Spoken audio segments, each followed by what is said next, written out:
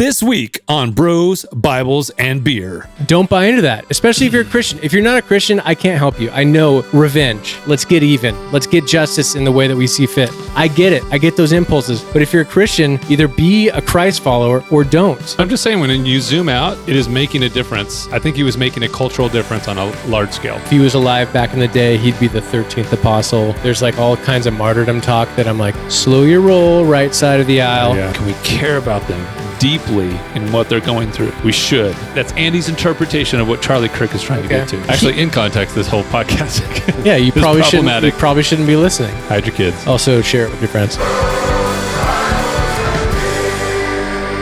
We're doing it. We're back at it. It's happening. Yes. Hey, you know what? Real quick, apropos of nothing. No context. I just want a palate cleanser, set the tone. Okay. Let's just start with something absent any context, something we're not going to be talking about. Okay.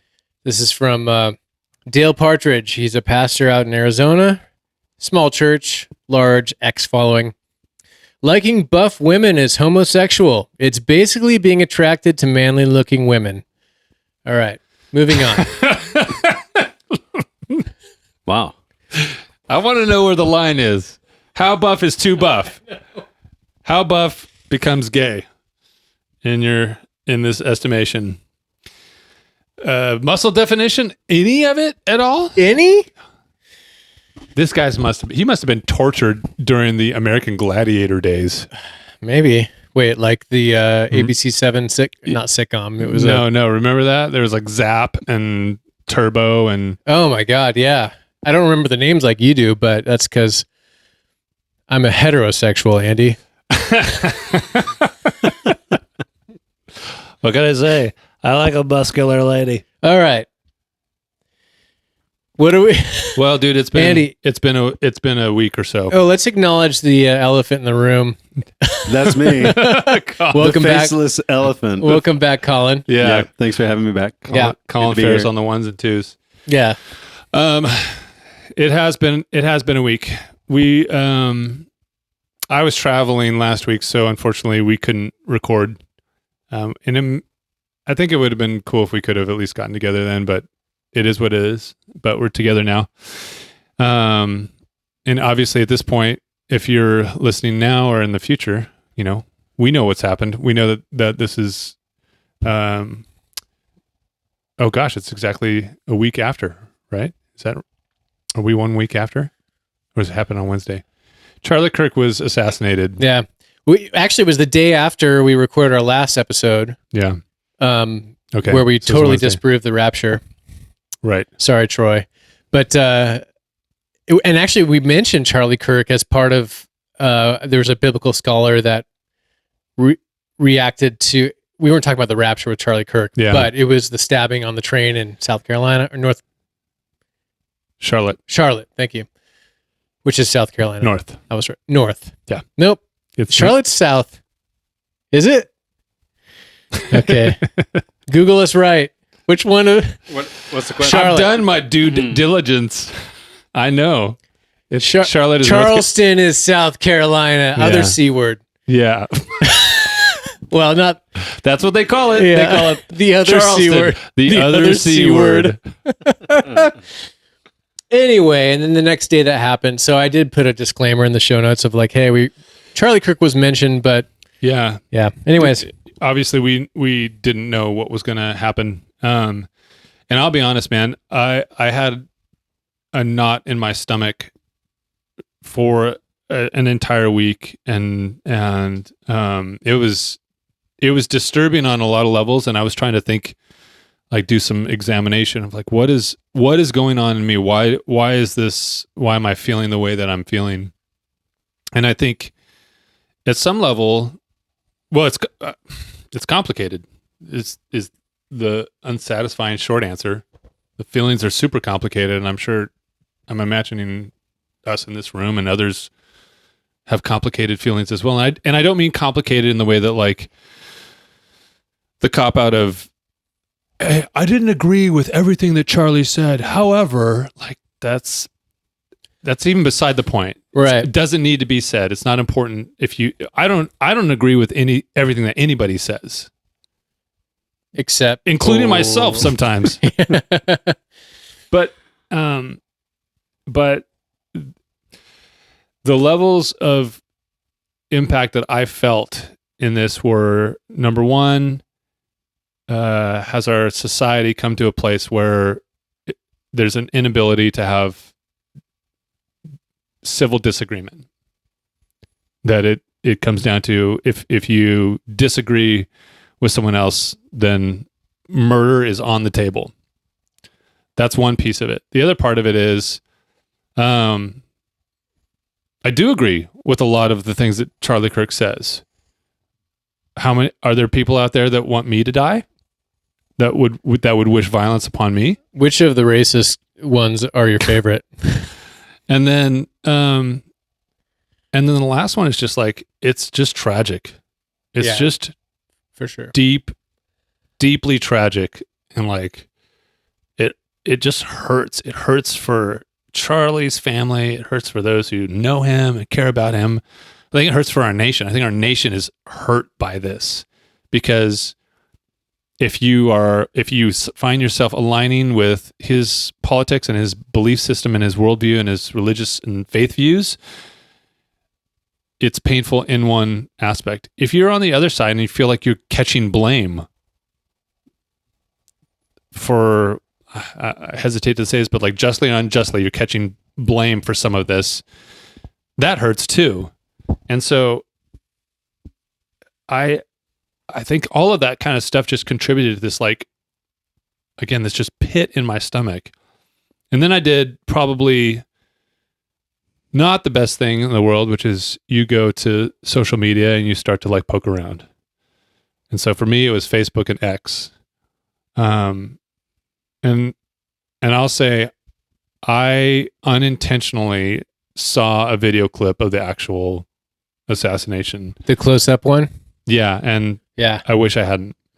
Like, I just wish I hadn't. And I told my girls, I was like, just be vigilant, be careful, be aware. If you start to see any sort of like close clip of any of this stuff, just go off of it, because it's gonna burn into your memory, and it's not good. It's not going to be good. It'll be terrible. Yeah, it's not something you want to get desensitized to. I saw the same one, and I thought I was like, it was an ex post, and I'm like thinking, oh, this is just filmed from the event, and yeah, and it was just sort of commentary. It was a comment on another post, and you just think it's not part of the assassination, and it was. And I saw it, same thing. It just like, ooh, I wish I didn't see that. Yeah, it was. I'm with you in that. I promise I'm going to try not to throat clear. Like, the throat clearing bugs me too, which is like, I didn't like this, but why can't we just say it was a terrible thing and it shouldn't have happened, and we're sad that it happened? Yeah. It's not a path we want to go down, where it's like, okay, you got one of ours, we'll get one of yours type of thing. Like, that there's non-zero chance that type of stuff happens, which none of us in this room want, and I think most people don't want. But again, most people don't do these types of things. So yeah, and it's there's a lot of explaining away. It's natural. We're going to try to make sense of it, right? Like, we have this unsolved thing that's just scratching in the back of our minds. And so leaving that unresolved is deeply unsatisfying for probably most of society. Unless it's just too much, and the pathway is just like avoidance and disregard. But people are looking for reasons. And so a lot of them that I've seen, hey, this is just mental illness. And I'm like, well, to some degree, yes, it is mental illness for sure. That's a thing. But this is part of what makes it hard for me, is that it's complicated. I mean, people who have mental illness can be manipulated.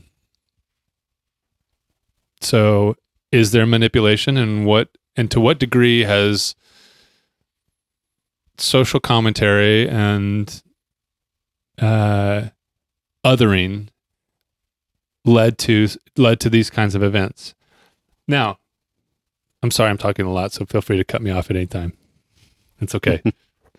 I'm curious, real quick, Colin, were you familiar with Charlie I was not. before this? Okay. No, I was not. And the first I heard about Charlie was when my daughter came home and said, "Hey, I was speaking to one of my friends, and she pulled up a video, and she saw the assassination moment or the event." And I don't think my daughter saw it, Okay. Oh, okay. but it was one of those moments where she said, "Why are you looking at that?"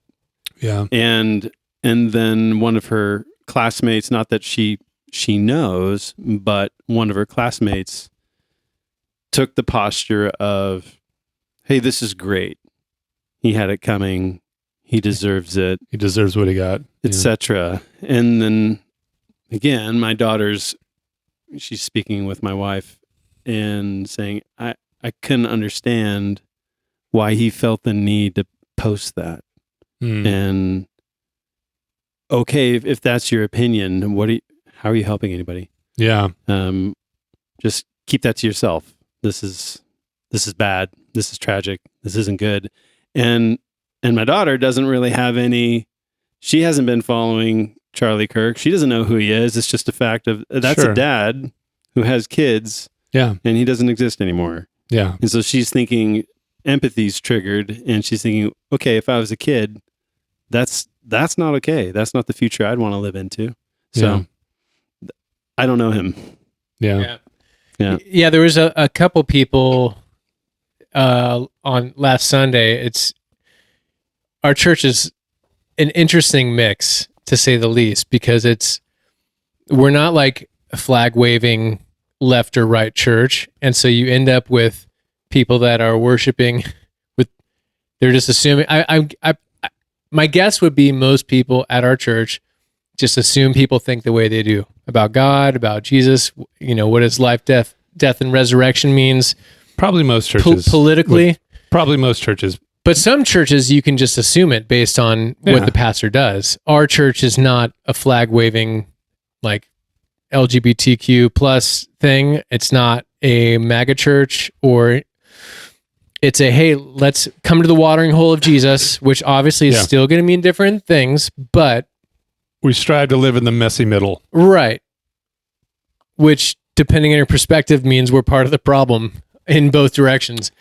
I don't say that. Yeah. I like where we're at, because there were people I talked to that I would assume knew, the younger would know Charlie Kirk. They're like, this is how I found out about Charlie Kirk. And then I went back and watched some of his stuff, and I'm like, and they're like, I wouldn't be this is a terrible thing. I would not wish this on anybody. And it's like, and also Charlie Kirk isn't somebody I would have liked consuming.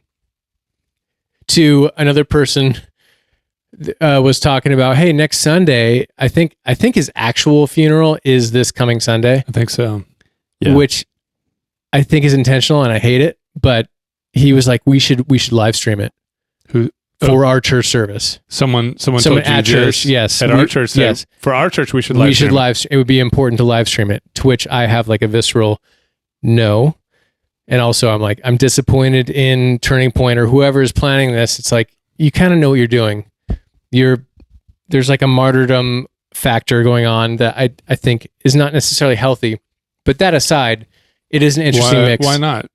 What's wrong? I guess what's wrong with doing that? It just, I feel like there's a thread of Christian nationalism that is unhealthy, that the church is, large swaths of the church are dabbling in, and this contributes to. Charlie Kirk was a political animal, for better or worse, and like you, there's probably some of his political views I would agree with, but largely I disagree with the style and the tone, and a lot of stuff he says I think is not great, or at least Was there now I'm doing it. Now I'm throat clearing. It's okay. Said I wouldn't do it. So I had, because I've asked a few people this online. There's a lot of people, they were less kind than you were. And they basically said, yeah, I don't wish he was dead, but Charlie Kirk said vile things and said hurtful things to hurtful people. And he was hateful and racist and bigoted and misogynistic. Yeah. And I said, okay, like, hey, I've seen hours of his content. Show me something that. Give me the example. Give me the example. And every single person has said, I don't need to do this. You should go look it up yourself. And I said, okay, I get where you're coming from. I have seen hours of his content, and you made a claim, so you bear the burden of proof. And I said, if you can just find one clip that describes the character or these characteristics that you're implying or attributing to him, I'll take one. Just give me one. And no one who I've engaged with on any social channel has been able to do that. Well, one comes to mind that I think I disagree with the context of it. I don't think it proves the point that his detractors would say, but which makes me a racist according to somebody else that I was reading. But he mentioned, I just kept seeing like Charlie Kirk said that black women don't have the emotional intelligence or the IQ or the intelligence. This is not the quote. I'm butchering it, but and then you look up the clip and he's talking about Michelle Obama, Ketanji Brown Jackson. Is that the Supreme Court Justice? And Joy Reid. I agree with 1 out of 3 of those. I'm not a huge fan of Joy Reid, but that aside, it's like Zack is a huge fan of Ketanji Brown Jackson. However, well, I don't know enough about her. Loves her posters and a upcoming tattoo. Right? I believe that Michelle Obama is an intelligent person. I got Colin on that one. Oh man, that's good. Anything out of context? I don't know. I don't know how to respond to that. Anything out of context can look bad. I will say, like, this whole podcast out of context. In context, in context, this whole podcast. Yeah. You probably shouldn't. You probably shouldn't be listening. Hide your kids. Also, share it with your friends. Yeah. No, but he's in context. He's talking about 3 women that are black, but what was being made of it was he said that black women aren't intelligent and aren't worth listening to, and so. And then I read a gentleman that has a big following. I think he's a pastor. He is a black gentleman, and I like his stuff. I'm not going to name him. I like a lot of his stuff because he pushes back against power in a way that I'm drawn to. Like, even if you agree with whoever's in power, you don't want to just go down that echo chamber. You need pushback all the time to check yourself. Sure. And he does that well most of the time. However, he's like, if you disagree with the fact that adding more context to this clip makes it less racist, you're a racist. I'm like, oh, dude, you're doing the thing now. Yeah. You're doing the thing that you hate. Wow. This falls into a bucket. I'm convinced that if you were to say all political critique is projection, you would, like, anybody you see online saying that person is this. And if you just say that's projection, they're talking about themselves and they don't know it, you'd be right way more often than you would want to be. Yeah. And now I know that's not always true, but I'm like, oh my God, It's true. I'm not calling him a racist, but even though I kind of just did, but I'm just saying, let's assume the narrative is true about this shooter and that he hated what he perceived as Charlie Kirk's hate, and that had to end. Why is he feeling that way? Charlie Kirk, who likes to battle out the ideas, and maybe he's wrong, maybe he's even hateful, maybe some of his ideas are hateful for argument's sake. It shouldn't matter. Charlie Kirk isn't violent about it. It's in fact, let's dialogue. Like, and so, but a beautiful demonstration of civility in challenging ideas against ideas in the public forum.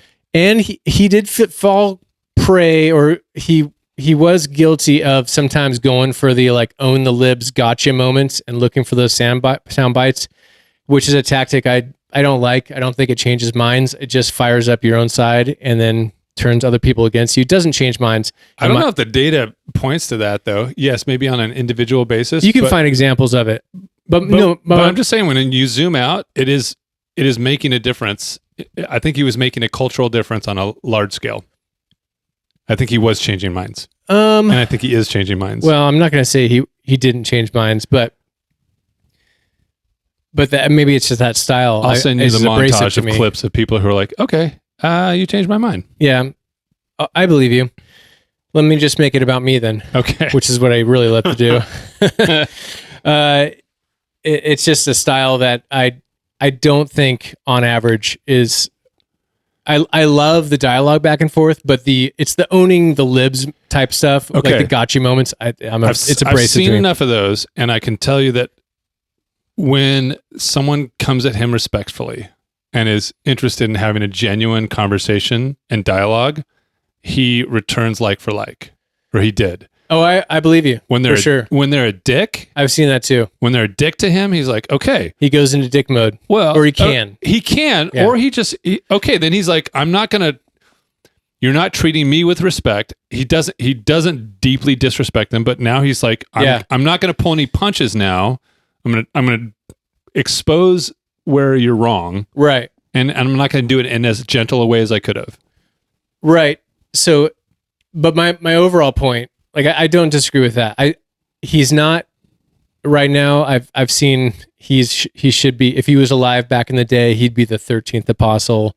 There's like all kinds of martyrdom talk that I'm like, slow your roll, right side of the aisle. Yeah, I don't know. And then on the extreme left, it's like he was nothing but hate and vitriol. That's not true either.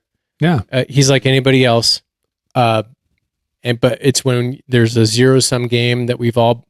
And I say none of us in this room, but most people online have bought into where it's zero sum. If you cede any ground, you're giving aid to the enemy.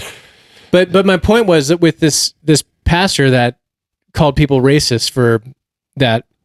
What do you call him racist for again? If you think adding context to some of his clips makes it better, then you're a racist too.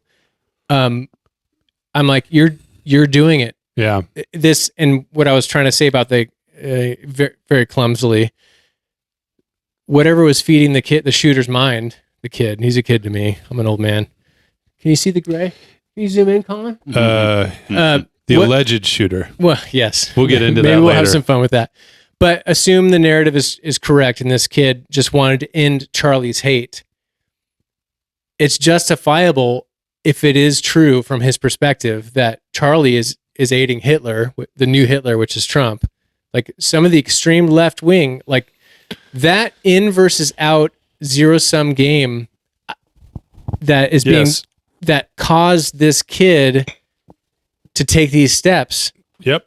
Is also happening in reaction, which is not a healthy response. And if you're a self-professed Christian, my challenge would be like, do you want to be a Christ follower or do you want to be a political animal that wants to get even with your enemy?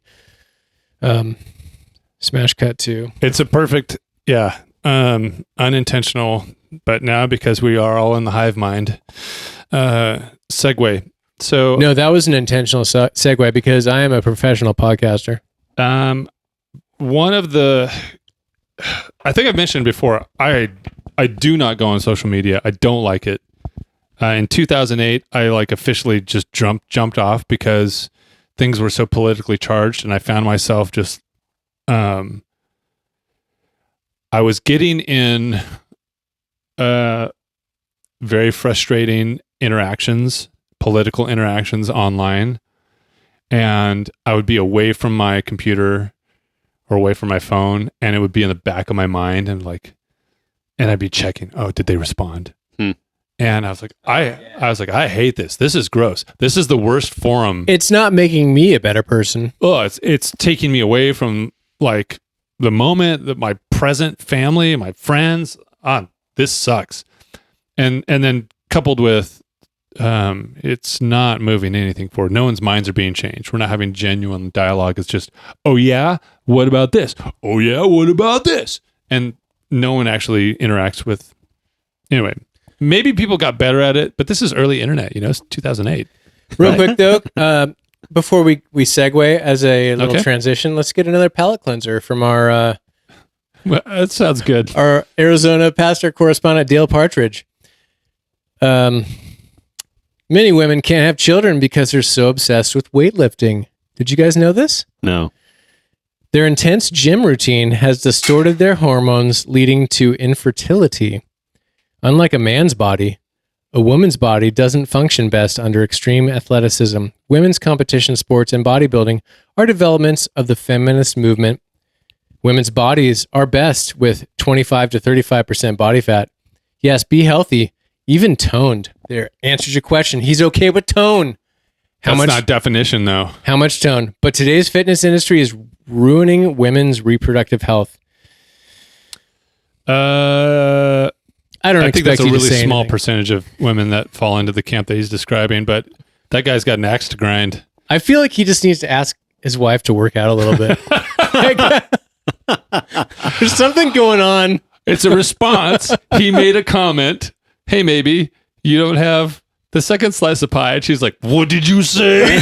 And proceeded to bench press him. Yeah. She's like, what did you say to me? And now Oh my he's gosh, like, what if his no. wife is jacked? No, my point is that his wife is not jacked, and that's who was like. I mean, I don't think that women who are in good shape are a good thing at all. I think it's I will prove it now with my keyboard. Yeah, this is the precursor. This is the dude who posts on Facebook. My wife is the best wife of all the wives who have ever wifed. 2 months Oh later, my we're getting gosh. divorced. Yeah. Okay, so Which is me, by the way. I need to state for the record, just reiterate it. If any listener or you in this room see me post glowingly about my wife, you should know that our marriage is in trouble. it is the most sure sign of marital distress. Okay, so I part of my online discourse. There's one person in particular who I engaged, an older friend, a friend that I've known for a long time. We haven't engaged, or I haven't actually seen him in probably more than 15, maybe even 20 years. It's been a long time. We worked together at a Christian camp, summer camp, and played music together. Good dude, thoughtful dude. We don't agree on a lot of things, and it's okay. So he'd posted this article, and I read it, and I will read the title of the article says Charlie Kirk and Loving Our Political Enemies. And the quote that he had pulled out of it, I want to grab this really quickly here. Colin, I did highlight A little see quote it right there. here. Yeah. Oh, maybe it is that one. No, Can I borrow that? Yeah, real quick? absolutely. It might be the same one. No, it's not. That's not it. yeah, because Not that one. I'm It's too probably much love closer in to that your one. friend. If I'm guessing, I'm going to play the role of your friend, Andy, and might be. we're gonna go toe to toe. Sorry. Sorry. Put up your Daisy Dukes, Andy. I know. Keep talking. Do you have any? Go ahead. Do I have Colin. any thoughts? Yeah, just go on ahead. Charlie Kirk. Just This know in is the general. subject. Just Oh man, social media, it's such a bummer. I can imagine scenarios where it's great when it's intentionally used and thoughtfully used, and then it's okay. What do you mean by intentionally and thoughtfully?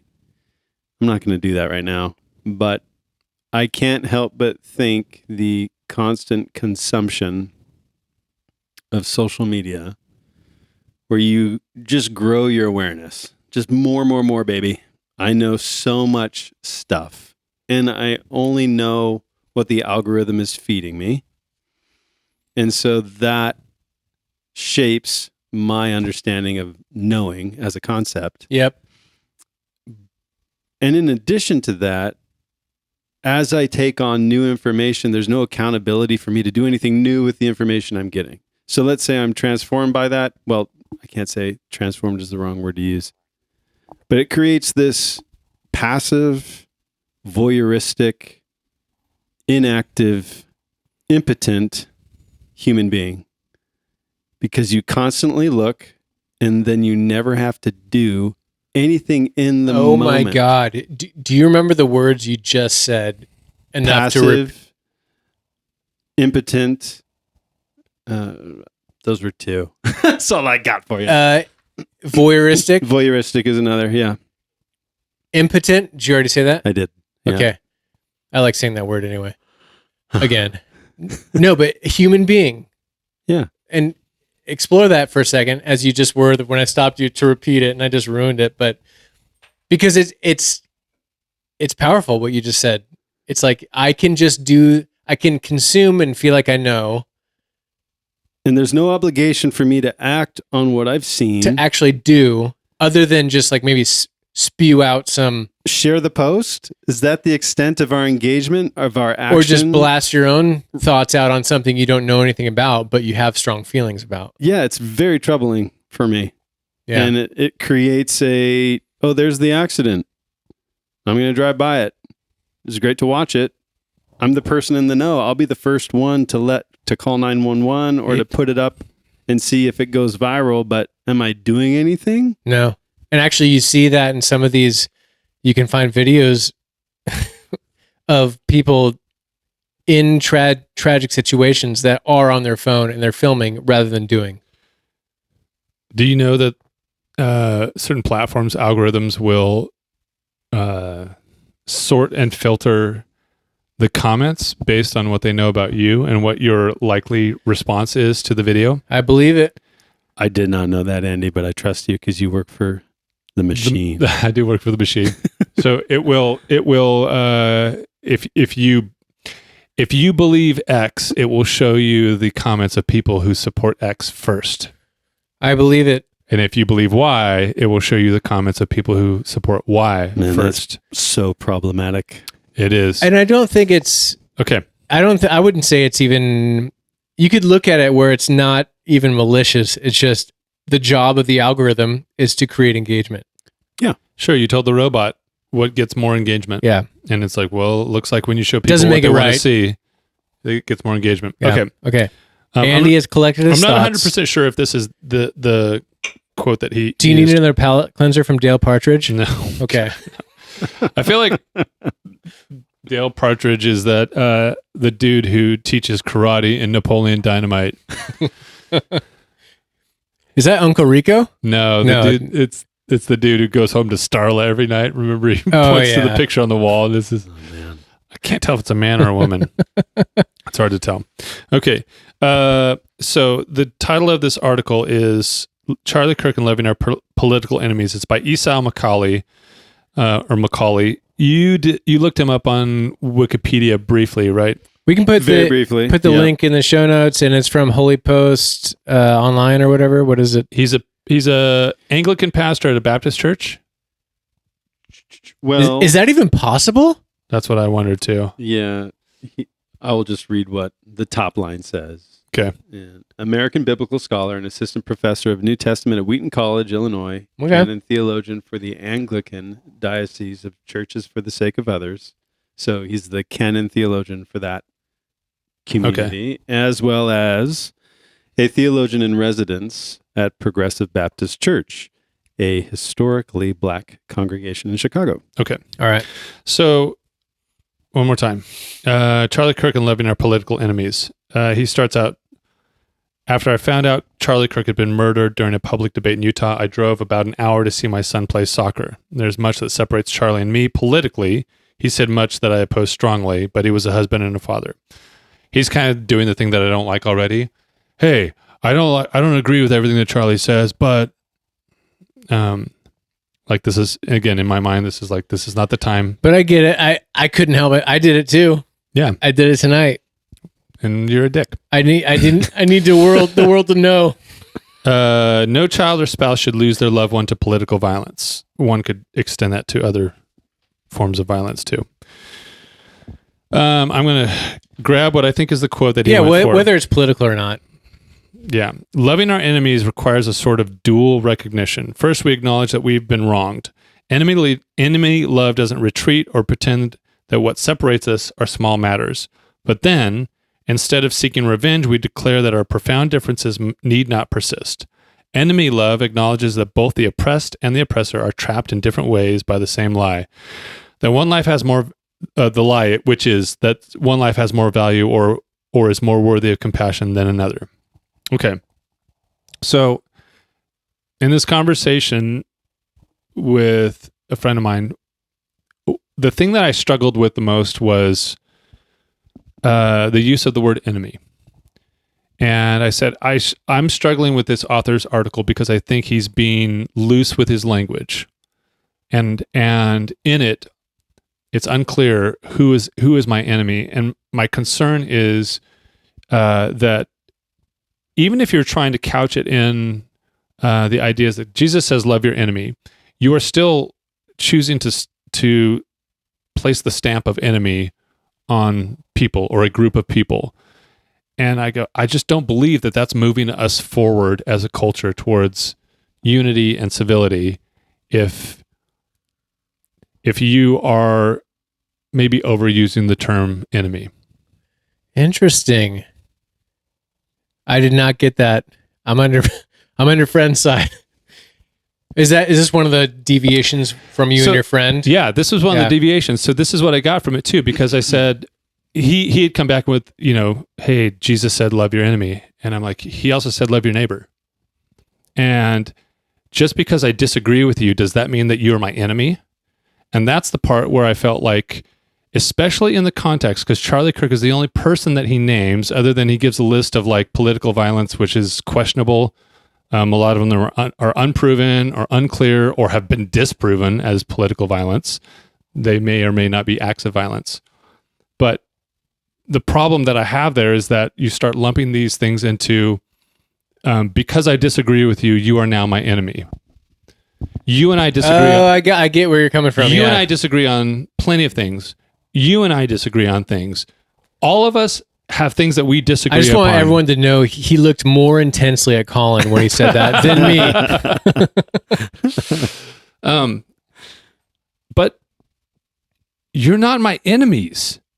So is there a Venn diagram of disagreement between my neighbors and my enemies? Yes, somewhere in the middle there's the alignment of disagreement. I disagree with my enemies and my neighbors, but they're not the same fucking people. And that is what drives me crazy about this, is that it's not it's not driving us towards, it's not moving things forward as a society. It is instead harboring this idea that I'm seeking out to label someone who disagrees with me as an enemy. Okay. Is it, what's the response as somebody who, what's the Christian response, even assuming what you're saying is true, whether it's enemy or not, or actual enemy or neighbor, what's the call to the Christian? How about this? Don't even go that far. Who's your enemy? Who is your enemy right now? Who would you name? If I said, in the next 5 seconds, name your enemy. 3, it's probably 4, 5. It's great. That's the right response. Can you think of someone who's your enemy? It's probably somebody who likes music that I hate. Which is actually decreasing, by the way. My love of music that I normally wouldn't love is increasing. It's expanding, Zack. Or at least not love, but acceptance of, and like getting into, when you're over 40, you unironically like John Mayer. John Mayer. We all come to that point. Or you might even be in a bar and there's a DJ and you just hate what DJs do, but you're like, you know what? All right. He's doing something. He's doing something. I'm proud of him. God bless him. But is that the who's answer? your enemy? Carl Weathers. Nobody hates Carl Weathers. I'm Rocky. Fucking Carl Weathers. So he became his best friend. That's true. Best friend. But regardless, okay. It's a perfect example. Okay. Continue your thought. Okay. This is my point. So what now? This is my point. When you're trying to set up a scenario where you're pointing people's attention to identifying enemies. Oh, go love your enemies. And I saw this too. Like, someone I know posted, and I think the intention was right. Jesus said, love your enemies, don't kill your enemies. And I looked at this and I went, Charlie Kirk is not your enemy.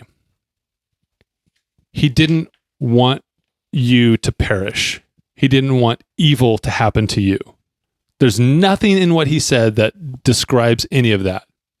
And so when you conflate someone who disagrees with you ideologically, religiously, fundamentally, with someone who wishes evil upon you, I think that's not, again, sending us in the right direction as a culture and as a society and as a country. Even so, to push back, let's assume we could get a hold of the shooter pre-shooting. Hey, you hate this guy. He is your enemy. What if you could somehow get to him the call of Jesus? Like, even if he is your enemy, what are you to do? Not that. So I like the distinction you're making, because I think people are way too quick. It falls into this category of that has happened at one of the things Charlie Kirk was battling was college campuses and a lot of kids believing like if you hear something you don't like or that is hurtful to you personally, it equals violence. Yeah. And that's not true. The bullet proved it. The shot, that's real violence. Charlie's words weren't violence. Even if his words were hateful and you didn't like them, that's not violence. The response was violence.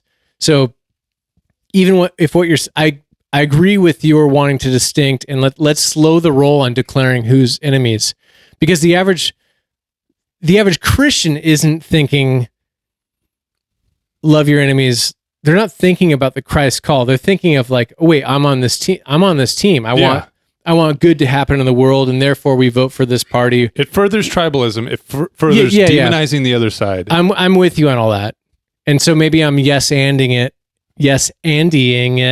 Mm-hmm. You did your due diligence.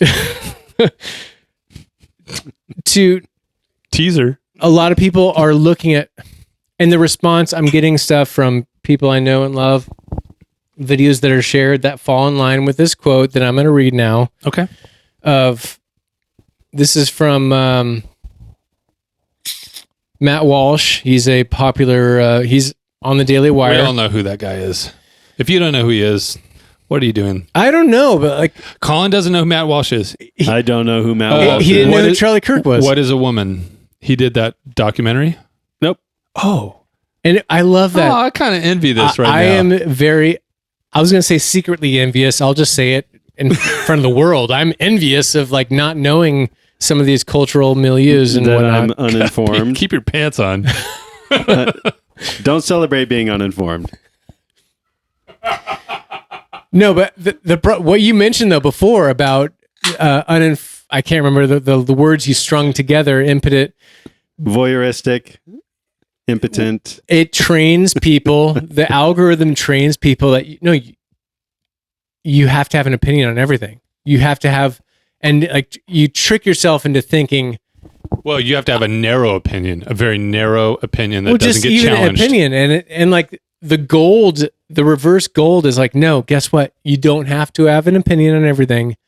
So just the next time you feel like that emotional response that the world needs to know what I think. Yeah. It's like, no, maybe practice not doing that a couple times and you'll be a healthier person. Anyways, quote.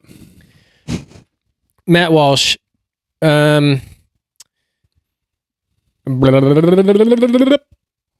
Charlie. Great quote. Charlie tried to have conversations with you on the left, and you killed him for it. Oh, wow. You're killing us in our churches.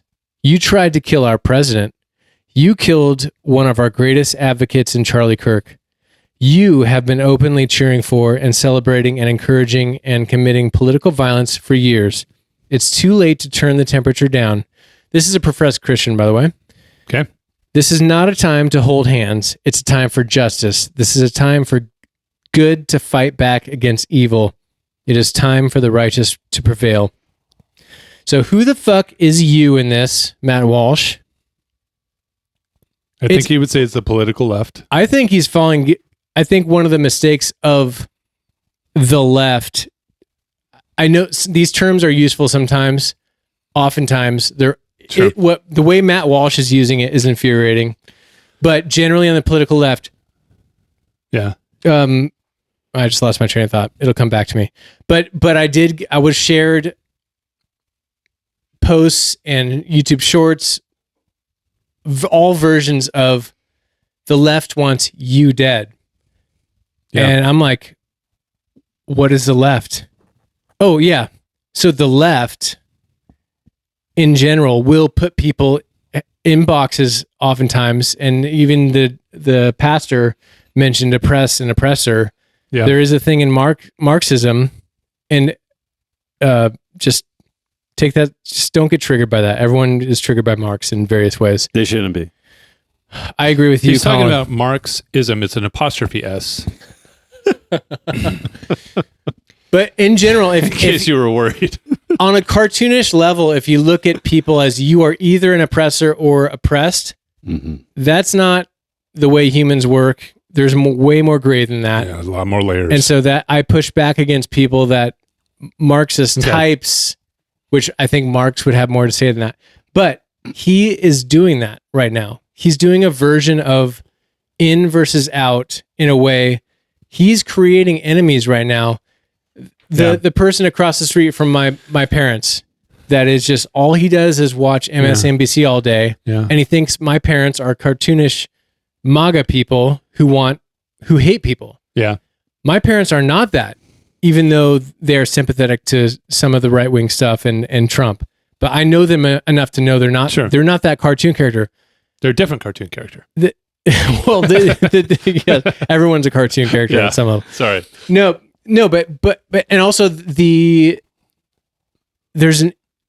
a reaction to that from the right to the left, which is now that quote is a hell of a quote where it's like, what happens the next time gosh, I'm stumbling. I know. Give me a second. The shooter is not healthy. Whatever happened, he's not somebody that's like well informed and healthy and engaged and in tune. Like generally people can have different opinions on multiple things and not kill people. It happens every day, almost all the time. It's happening tonight. Yes. And I just think the people like this with huge platforms. Yeah. I think obviously it's out of context, but I've gotten so many of those things sent to me where it's like, the left wants you dead. Right. It's like, who the fuck is the left? Yeah. Is the left the guy across the street that just has a different opinion than you? Because that's what the shooter fell victim to. He fell prey to that mentality in the extreme level. And so don't buy into that, especially if you're a Christian. If you're not a Christian, I can't help you. I know revenge. Let's get even. Let's get justice in the way that we see fit. I get it. I get those impulses. But if you're a Christian, either be a Christ follower or don't. And I know it's not as simple as I just made it sound. Yeah. But at the same time, when it comes to like othering people, that's an example of othering on the right. That's like, I can't see how that's healthy. Change my mind. Does I'll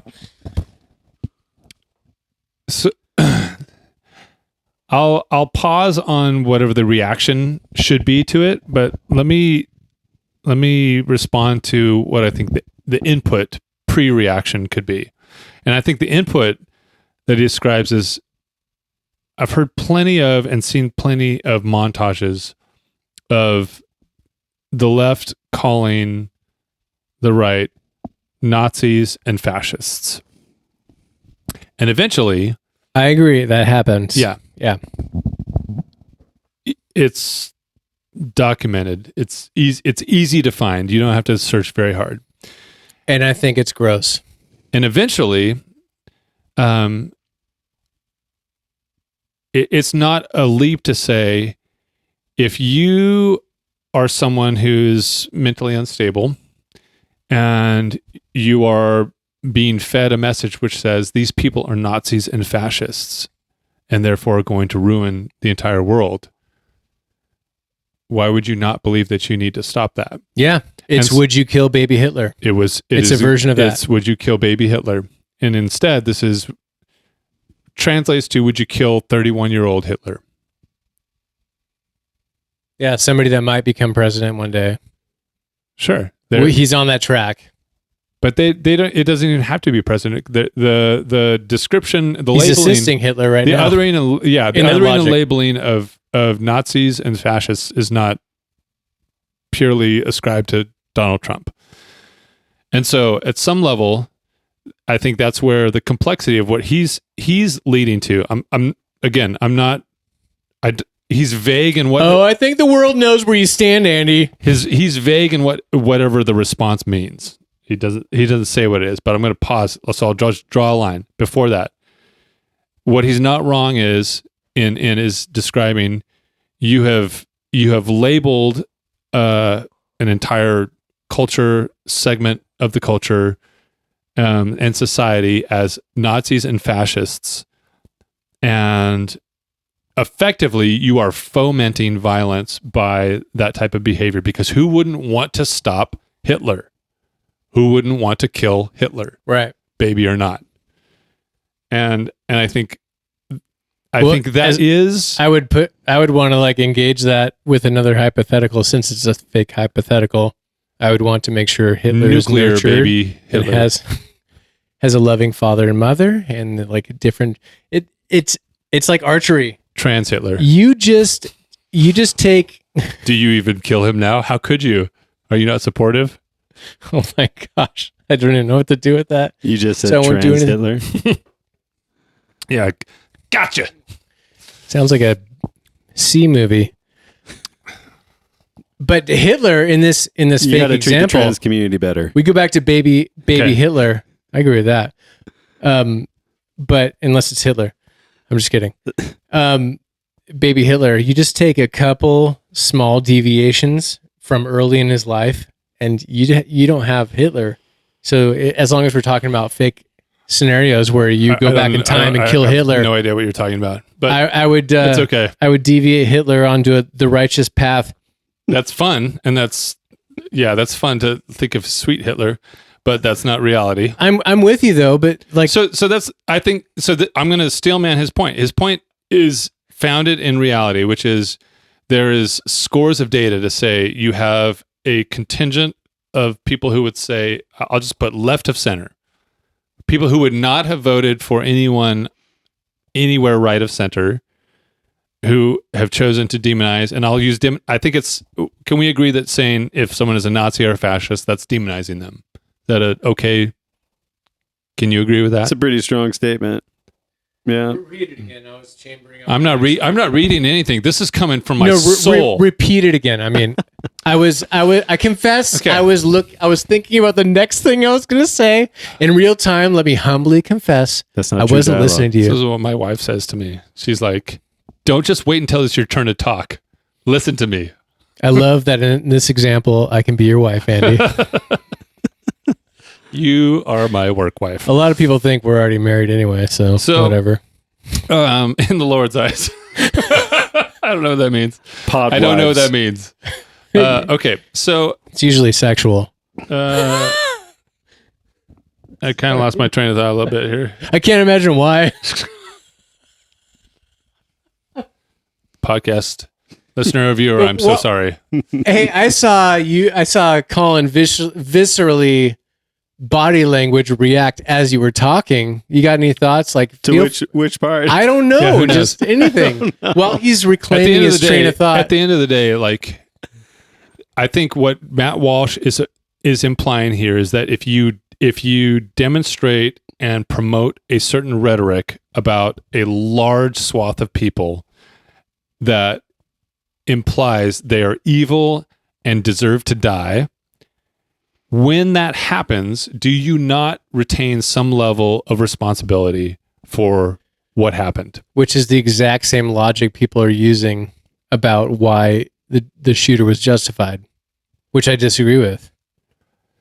But you don't see the same behavior from both sides. We have seen the same behavior. You haven't. Maybe right in terms of that's the thing. political violence, it skews one way than the other. Yeah, that's But I the think point. it's a fool's errand to think like, oh, that means to draw conclusions or like to dunk on. It's like, what does the country need now to be like, oh, our team is more peaceful than you? Everyone Everyone can find examples of of things that run counter to that, even if it skews one way more than the other. But that's the point, is that it does skew deeply one way. Is Laura Loomer? Do you know who Laura Loomer is? I know who she is because of a podcast that we listen to, but I've never listened to her directly, so I know secondhand. Colin doesn't know about anybody we've been talking about. Have you heard of Laura Loomer? Nope. She's striking out again, She's guys. really into knitting. Knitting. That's cool. Nice. That is a fun little anecdote there. It's not true. It's just loom. You know what a loom is? So I do. Colin knows what a loom is. You know what a shuttlecock is? Yeah, I do. That's good. That sounds hot. You should keep moving forward. It's when you get a boner in space.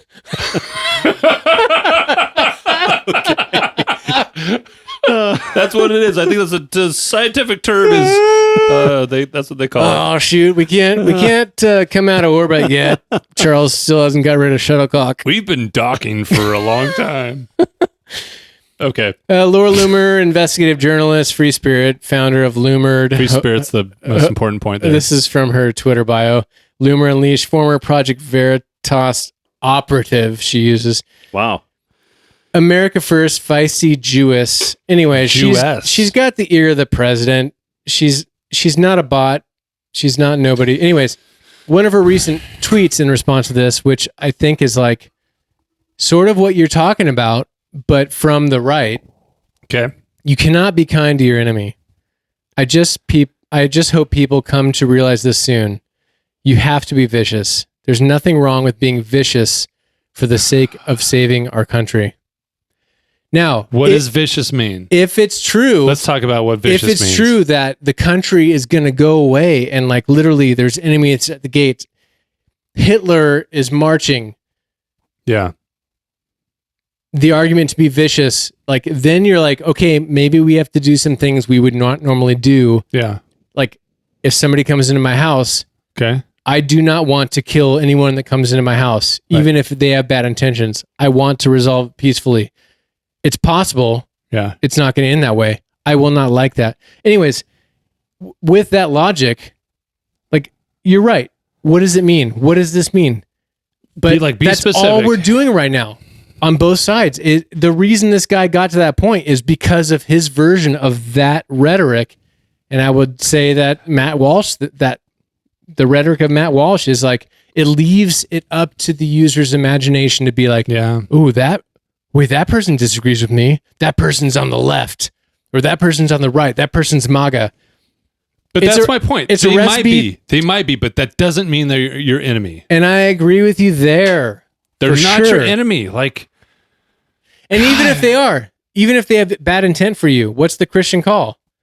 Colin's a wizard. Let the wizard speak. By the way, did you guys know wizard is never late? A wizard arrives precisely when he means to, or she. Colin, are there women wizards? Yes. Okay. Awesome. They're called whiz herds. Wise herds? Whiz herds. Herds. Also, your pun game's on point. This guy that we knew in high school, he could pee really far. We called him the wizard. Wait, say that again. He could pee really far. Wizard. Can I just say this podcast has a lot of range? I'm sorry. So does listener, I apologize. The guy in high school. I apologize. Nice. I made that up. It's not true. Nice, Colin. Stupid pun. Doesn't deserve a response from either of you. You know what deserves a response though? Moving on. I was listening to a podcast and Mark Normand, he's a comedian who is great at puns, was like, we have to stop calling people Nazis. And he was actually engaged in a serious conversation on free speech. Serious conversation on free speech. People got to stop calling each other Nazis. And Sydney Sweeney came up because of the ad. Literally people, Colin, do you know who Sydney Sweeney is? Guess what? No. Yeah! Now I believe you. That's great. Actress, Euphoria, a bunch of stuff. She's kind of known for taking her ladies for a walk. And by ladies, I mean boobs. Still don't know her. In terms of cleavage, Saturday Night Live. Anyways, American Eagle ad recently. Man, caused a shitstorm Yeah. still because still she was don't know. talking about having good genes. She wasn't. Does she have American good genes? Eagles, it would show her in the jeans and it would say, in the Sydney- bosoms? they were tucked away, but Okay, alluded to. It would say, Sydney Sweeney has great genes, of course. I get which it. is a play on words. So people, But she's a beautiful person. Objectively, she's just a beautiful person.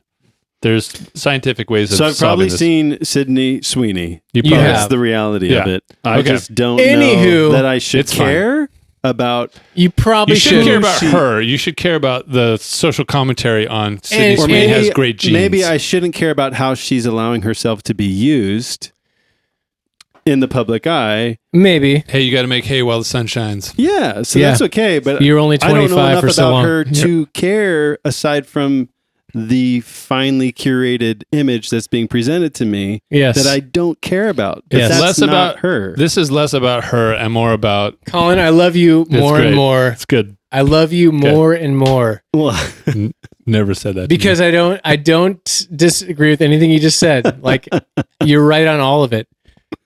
However, there was backlash to her jeans ad. black lash. I just said is she That is was she true African too. American? There was some black lash. no, she's white. Oh, but, okay. But there were people concerned with the fact that she is white, fair skinned, Mhm. and talking about good genes. Hitler. Also talked about. How does I know. I agree. Your response is so pure. All of this we're doing. Listener, Colin is like, what? His face said, what? All of this is not going to be worth it when I talk about Mark Norman's pun. Oh, great. We've already done too much work on this, bringing Colin up to speed, and that's okay. But in the context of a conversation of we got to stop calling people Hitler all the time, free speech and whatnot. And Sydney Sweeney came up because people said it was a Nazi ad on the most extreme side. And Mark wow. said, Hitler, I barely even know her. No, but he said I like to call her Titler.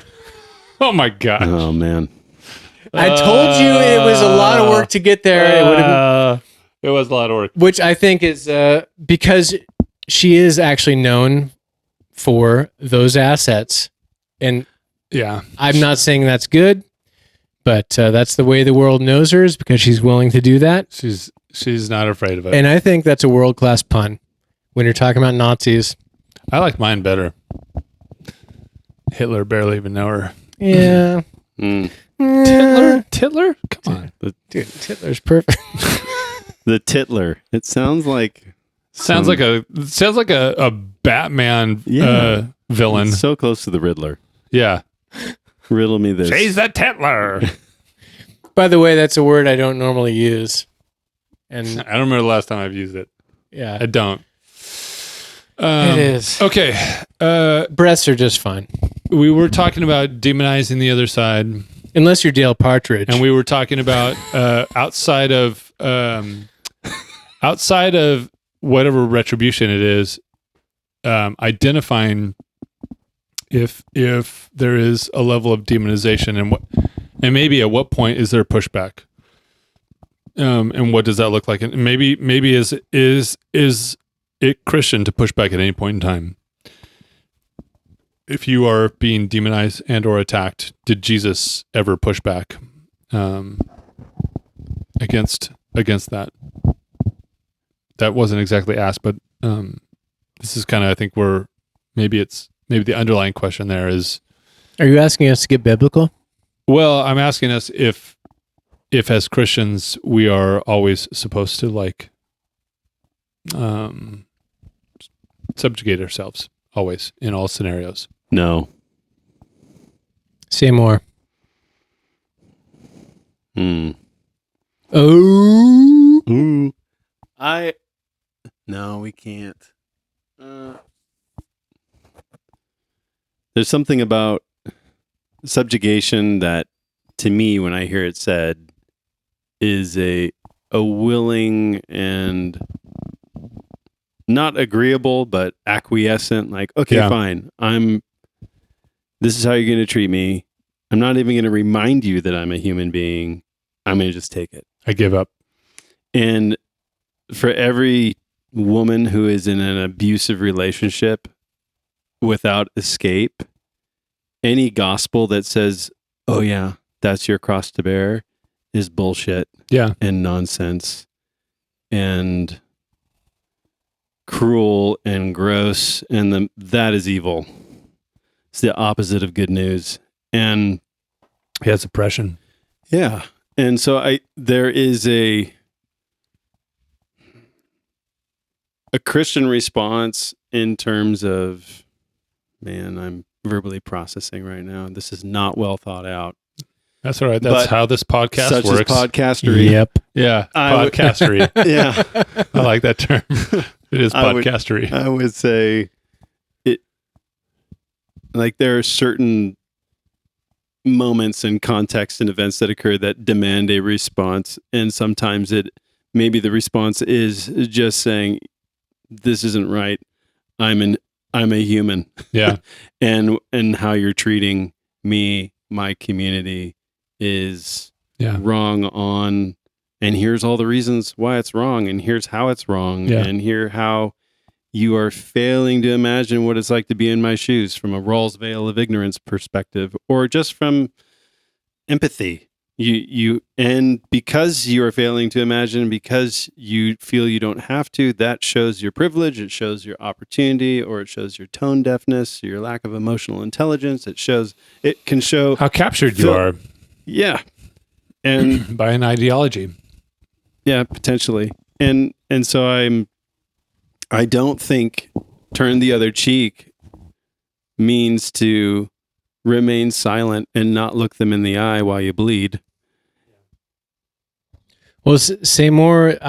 As you were talking, I was thinking, and I was actually listening, but also thinking of... Think of your next response? No, but thinking of turning the other cheek, go the extra mile. Mm-hmm. There's some subversive interpretations to those contexts. It's not just like, oh, just let him keep hitting you. Like the right hand versus the left hand in the turn the other cheek story. Mm-hmm. Can you say more about that? Like, because it feels like some of these things, or I know I'm putting in a spot, and mostly I'm putting in the spot because I can't remember exactly how to articulate it in the best way. And so I'm throwing you under the bus, Colin. You're not throwing me under the bus. Seminary was a long time ago, and that is not a trade. I found something about the right hand was, if you hit somebody with the palm of your right hand, you're hitting an equal. But if there's something to, this is going to be, there's probably a couple people screaming at their phones right now or whatever. But if you turn the other cheek, it would force them to hit you again from the opposite side, which is something you would only do to somebody who's your equal. And I totally butchered that. But there's some, and then the go the extra mile thing. What is that? Just a general story of that, like where Jesus says, somebody asks you to carry something for a mile, go the extra mile. I think supposedly there was a law back then where they could only make a Roman could only make a Jew carry something for a mile, and then they couldn't abuse their authority. But if the Jew, the person who was being subjugated to like carry something, was like, no, I'll keep going, it would kind of expose the way that they were dehumanizing the Jews at the time.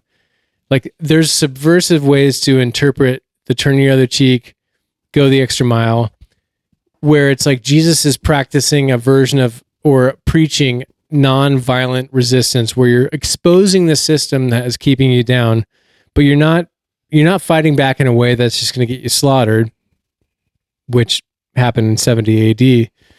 But obviously I did a totally shitty job of articulating that. But there are some fascinating interpretations of those stories where it's like, it is a version of what you were talking about, where you don't just take it in a way that's like, oh yeah, I'm a Christian, I roll over, or I'm a Christian wife, my husband gets to treat me how he wants to, even if it's not healthy or if it's going to lead to my destruction.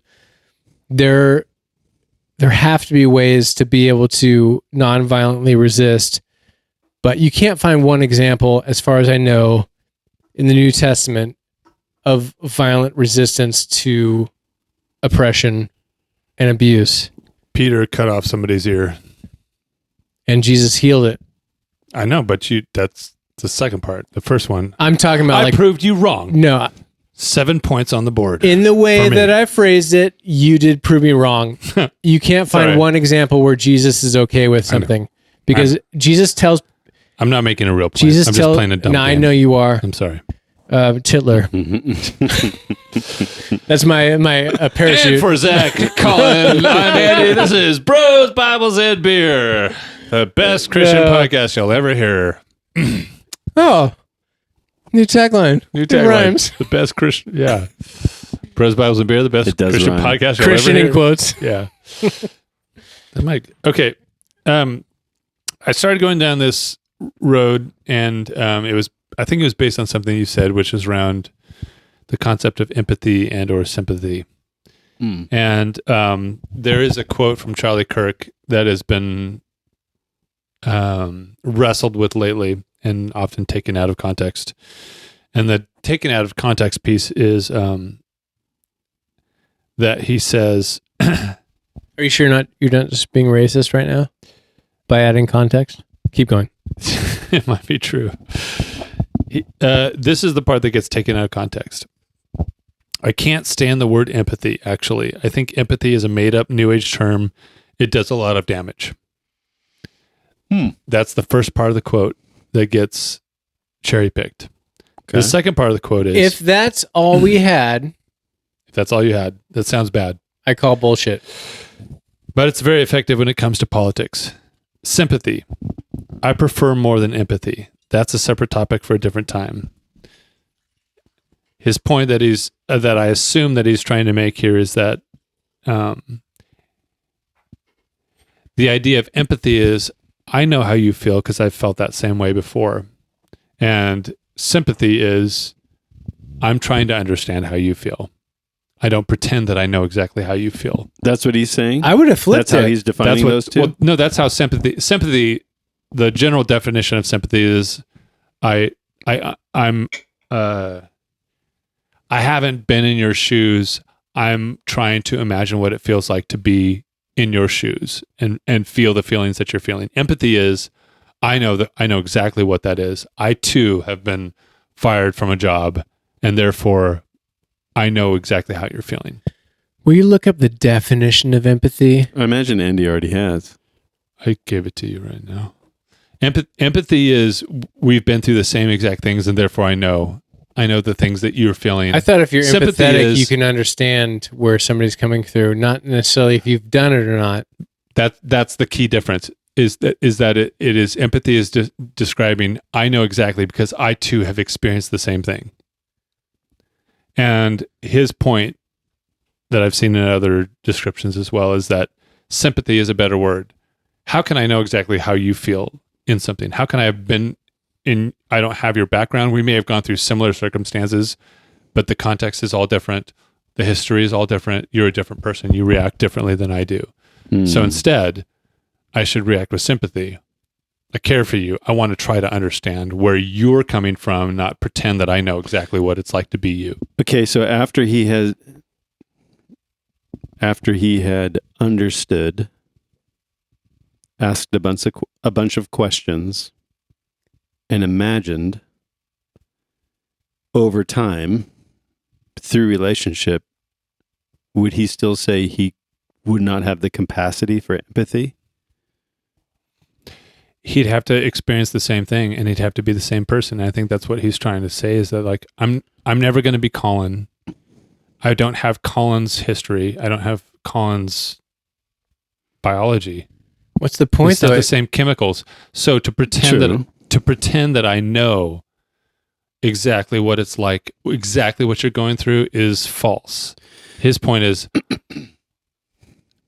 I'm trying from the outside to care about you and recognize your situation for what your situation is, not compare it to myself. So then he can only have sympathy for people, his wife and children included. He will never have empathy. Yeah, according to him, he's like, it's a made-up New Age term and does a lot of damage. And I think this is me reading into it. So when he says it does a lot of damage, does he provide more color as is it the recipient who receives the damage? Because if you're saying, Maybe. hey, Colin, I have empathy for you, etc. So is the damage done to me? Is the damage done to you because you're fooling yourself into thinking you're having an empathic response? Where's the damage? It's probably a grenade. It's a grenade. You know? Everyone. And Yeah. even the listener, not engaged in the conversation, Sure. gets damage But- done to them. Yeah, there's a Colin- blast radius. I'm Colin, sure. you're onto something when you're like, literally, you can't have empathy for anyone. Empathy is meaningless because you can never be in anyone's shoes. So that's Charlie's So why point. does the fucking word exist?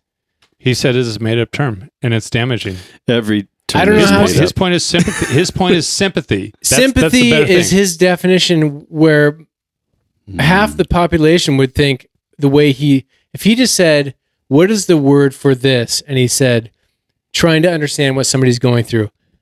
70% of people would say empathy. So what's the point? Like, I don't understand what the distinction is. And The what difference the is, am I importance trying is. to compare? Is it comparative?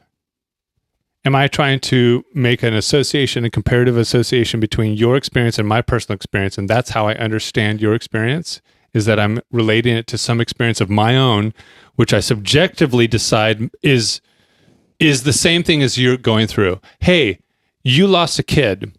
I know, man. I too lost a job. Yeah.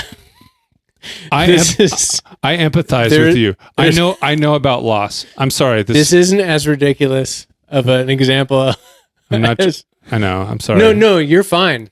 You're fine. Okay. It is actually funny because it's actually people say shit like that. Yeah, It's stupid. It's real. Yeah, It's really for stupid. sure. And I think that's the argument, which is like, I should not try to empathize with you. What the fuck kind of loss do I have that can compare to losing a kid? I don't know if I would think about it that way though. I know, in the moment. and the Grief Olympics is I love that. It's not the Grief Olympics. I've used that. I've stolen that and reused that term. It's okay. I don't think I made it up. But regardless, it I've doesn't heard matter. people give me credit for that, which I will accept, but I didn't make it up. Regardless, I don't it's remember good. where I heard Listener, it. if you're new to the podcast, the statement that it's not the Grief Olympics means all the shit that we have to go through is the shit that we have to deal with. Can I just say a quick example? A friend of the show, John Chapman, Yeah. he once, one of his dogs they had to put down and it sucked. And he was talking about it and he like caught himself because he knows I had lost a son. Yeah. And like, he was like checking himself, like, what? I can't complain about this in front of Yeah. him. He lost his son 20 years ago, whatever at the time. I don't remember how Yeah. long it had been, but I had told him like, dude, it's not the Grief Olympics. This sucks.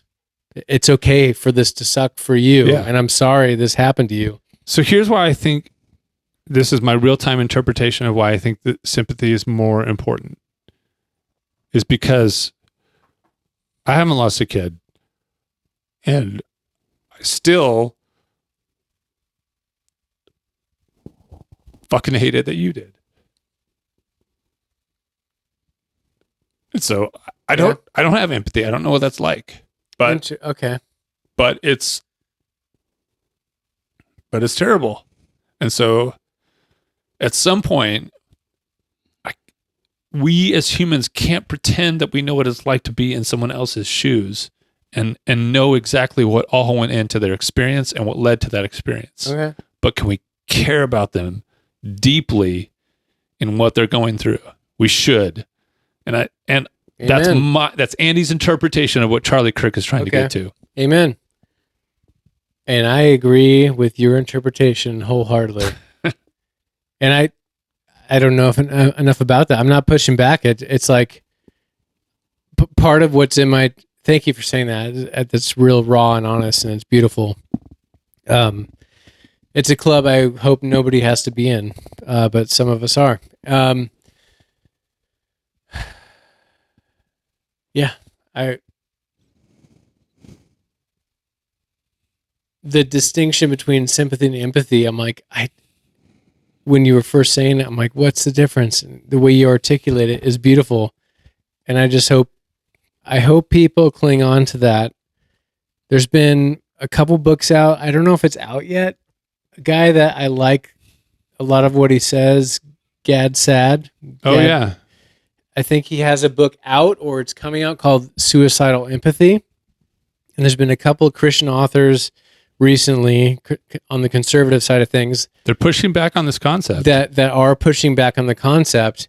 And then the pushback from the left is like, okay, so empathy is bad. And there's just like another culture war battle. And I'm like, let's find out, what does it actually mean? Yeah. And I worry that it's like, if you're a Christian, whether it's sympathy or empathy or however you define it,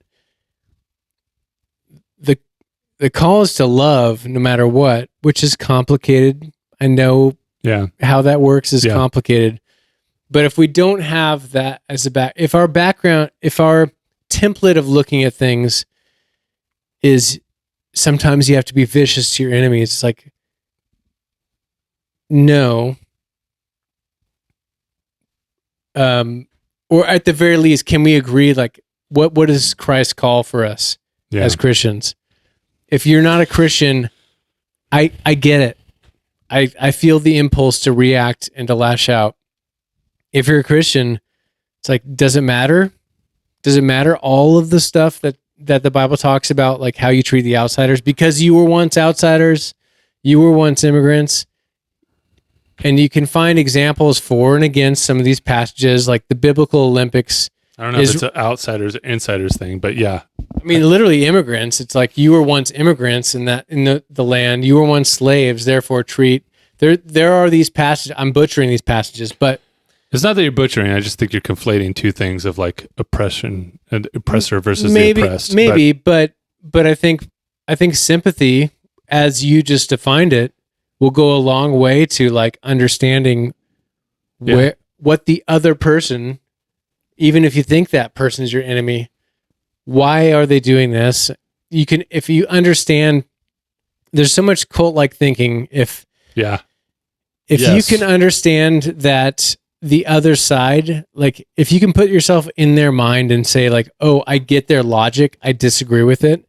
Sure. If you can't do that at all, or if you can't poke holes in your side of the political fence, you're in a cult mindset. And I think people need to snap out of that. And I think legit sympathy, based on the way you defined it, will go a long way towards helping correct that. One thing that struck me as you were talking is that I think there can be some selfishness in the concept of empathy, because at its core, it is causing even the person who's giving empathy to first look inward at themselves and find something of That's themselves. One inward, no more inwards. Right. We'll try to limit the inwards on this podcast. Thank you. I'm very sympathetic. I'm sympathetic to my black brothers and sisters. Stop. It's a good producer. We're gonna edit that out.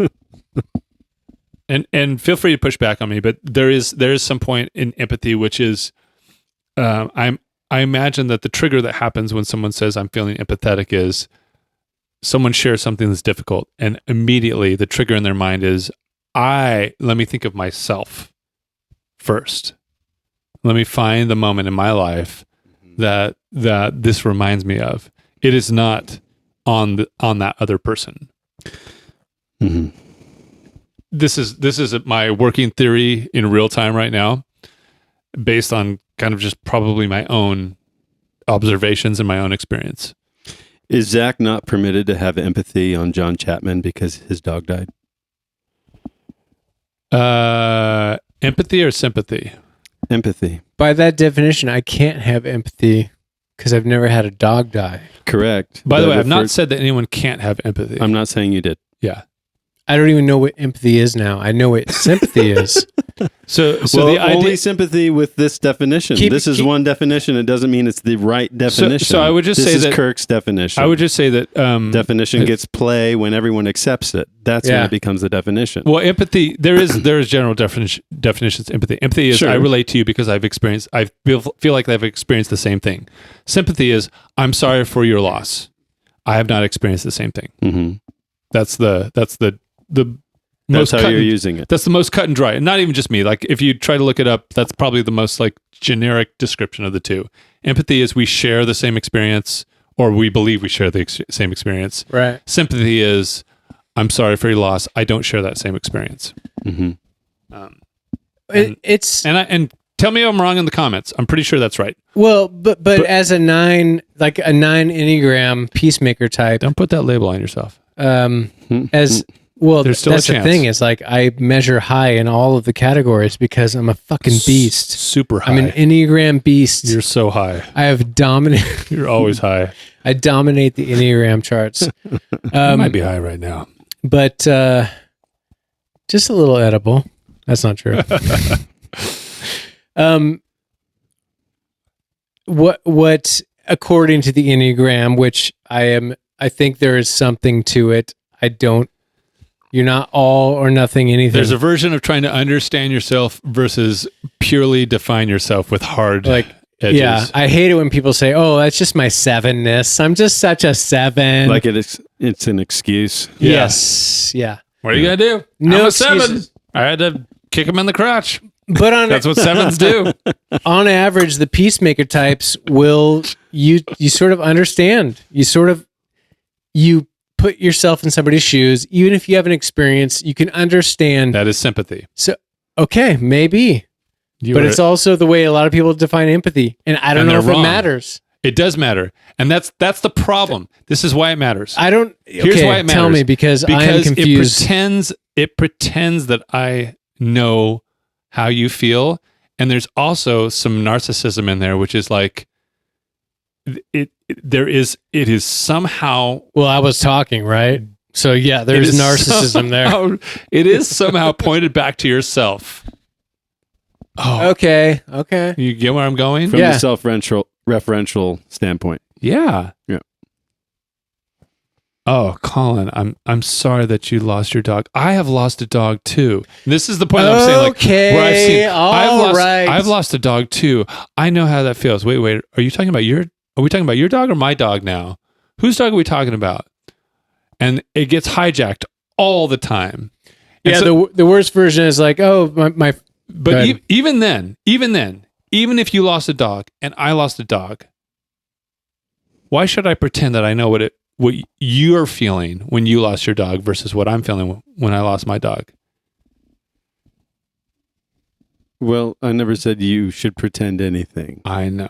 But I'm just saying, yeah. That's the idea that empathy promotes, is that somehow promote. Or always I think promotes. the general definition is that like we believe we have a shared experience, therefore I know what you feel. And I think that's the underlying lie that he's trying to like push is don't fall into the temptation that you know someone so well that your experience equals their experience, therefore you understand everything about them. Instead, seek to know what their experience is, seek to learn from their experience, and let that be what it is for what it is. Don't fucking try to interject yourself and your own experience into that too, as much as you can. Don't make it about you. Well, I think that's just a general good rule. Yeah, so be sympathetic. Don't be empathetic. It's one that I hate that happens, and that means I do it because I don't think you do it, man. It doesn't mean you do it. I have done it. We've all, some degree, we've all done it. I try not to. You're not a person who does it. Thank you. By that, I think it's weird that all at once there was like multiple books from the conservative side, like pushing back against empathy. And like maybe technically I agree with you on the definition, but it's weird that like it just became another thing to fight about, where the left side of Christianity was like, oh, so empathy's bad, and like how dare you? And then, oh, the sin of empathy, whatever. And then it's just weird. It became another cultural thing to fight about. That's headline skimming. That's the problem. No one that's not going beneath the surface to see, well, what is the actual argument that's being presented. Yeah. And so if you headline skim, you get to see what you want to see, and you can make up your mind without actually engaging with the argument. All this stuff pushes me back towards reminding myself, and therefore reminding the listener, viewer, or whoever, like, get out and touch grass, smile at a stranger. Like the real world is better than all the stuff you're seeing. Tragedies aside, I hate that Charlie Kirk got killed. I hate that his wife was there to see it and witness it. Speaking of narcissism, like one of the reason like I got punched in the gut for that is just imagining he gets thrown into the truck. They take him to emergency room and she's just waiting for confirmation. Like, is he okay or not? And like what punched me in the gut was like, I was reliving the call that Lisa made to me of like Shane died. Yeah. I was on Marina Hills and Niguel Road. Like I remember where I was when I was working and driving and pulling off the road. Like it's all, and it wasn't like that it just happened again, but it just became like the background radiation for the week of like, agree or disagree. Like nobody should die like that. It's terrible. And I'm just glad that I could just make that about myself right now. You can laugh about that. That's okay. This is different. I don't see this as sympathy or empathy when we are, because you're not. Is there a new word? Well, you're not trying to relate necessarily. What you're describing is, what I see this as, you're describing as a tragedy occurred, and for you, receiving the worst news available, and just knowing whatever her version was, it's going to be different than my version, but it's in the ballpark. And it was just a fucking gut punch. I just see this as it reminded you of your version. Yeah. So what is that? Sympathy. It just means it sucks, dude. Yeah, it fucking sucks. Yeah. Can we go back to the naked pastor, which got mentioned last week? That sticker. One of my favorite cartoons of him on Instagram, naked pastor, David Hayward, I think is his real name. But he has this picture of this guy, cartoon, kneeling at the bed. And it's like a thought bubble. Dear God, WTF. Yeah, dear God, seriously, WTF. Yeah. And that is, I think you sent that to me, and it felt like that, like, yeah, dear God, WTF. And I think it says something like the most honest prayer. Yeah. I think that was the title, right? Something to that degree. And I do love that prayer. I think that's the sweetest and most genuine prayer of bringing that to God and saying like, WTF, I don't understand what's going on. It might be the perfect synopsis, or that's not the right word, summary of some of the Psalms, the lament Psalms of David. Mm-hmm. Like, what the fuck, God, where are you?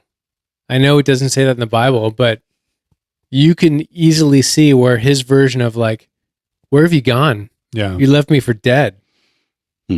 Yeah. I think the how long statements. How long must I? How long? How long? They're repeated, and they are, we can say it's this particular genre, but maybe that's the Hebrew version of what the fuck. I think Coolio really said it best when he said, yea, though I walk through the valley of the shadow of death. I mean, he says it in his way. And who's Coolio? I know who That's Coolio fucking is. Weird Al, man. Are you all going to put up the link so that people can read Suicidal Empathy, The Danger of Compassion Without Limits? Because you can find it on the internet. Oh, nice. You can actually we'll read the whole ding dong thing. Ding dong. Yeah. Is it free? It's where I went. It's free. Oh, Colin's searching the dark web right now. By Gad Sad? Oh my gosh. It's only. If you go to 4chan, you can see it. Stop. It's 21 pages long. Oh, it's probably a preview. That's a good, maybe a preview or an essay. Or it says it's an essay. That's good. Well, who's the author? We'll put some links in there. Who's the author? Gad Sad. I'm very sympathetic for who the author is. It says content uploaded by Jabra. Nice. I cannot pronounce the last name, so I won't try. We'll find a link to the proper way and make sure the author gets his attribution. And I'm willing to read that book. It sounds interesting. There's another one that I encountered the other day, and I lost track of it. I should have taken a screenshot, which is the way the pre-boomers remember things. They just take screenshots of stuff. So I know That's truth, by the way. Oh yeah. Search yourself. Just I'm raising my hand. just like Darth Vader said, search yourself. You'll know it's true. Search your feelings, Luke. You know that you take screenshots of stuff rather than copying links. Ben Shapiro as as Luke Skywalker. Facts don't care about my feelings. Sorry, Lord Vader. Dad, ExpressVPN. Brought to you by Sherry's Berries. I forgot where I was. You need to buy gold. Oh, Dad, buy gold. Well, dudes, I appreciate both of you, and I'm glad that we have this space to like just unpack ideas together, and I know that's recorded, and that brings another element to it. But whatever, if it's helpful for somebody else, and they're able to like gain some sort of benefit from it, that's great too. If one person can be empathetic to our cause, yeah, we will have won. Right? Empathetic? That's well, we don't want them to be empathetic. If one person, how can they even know? How can you even know what it is to be a bro? How do you even know the depth? How do you know what it is to be a bro? Don't even say that about yourself. Wow. How dare you? But we are all bros. Everyone's a bro. Everyone's a bro deep down inside. Everyone's a bro deep down. Oh my gosh. Well, are we ready to wrap? Yeah. Are we good? Yeah, I had something, but I farted. Brain-wise. Okay. Well, you guys are safe. Your noses. For Zack, Colin, I'm Andy.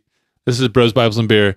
If you haven't done so already, and if this was a meaningful conversation that you thought someone, at least one other person would be interested in, share this podcast, because it for sure helps grow the podcast, and all the other stuff that you know about already, likes and subscribes, all those things, they matter. And we want this podcast to grow, and we want more people to be exposed to it, because we hope that what we're doing is meaningful, and we hope that it helps, and it is helpful as well. So, Bros, Bibles, and Beer. Grace? Peace. Cheers. Cheers. Blinky. Clink, clink. Clink. You know what a shuttlecock is? Yeah, I do. That's good. That sounds hot. We should keep moving forward. It's when you get a boner in space.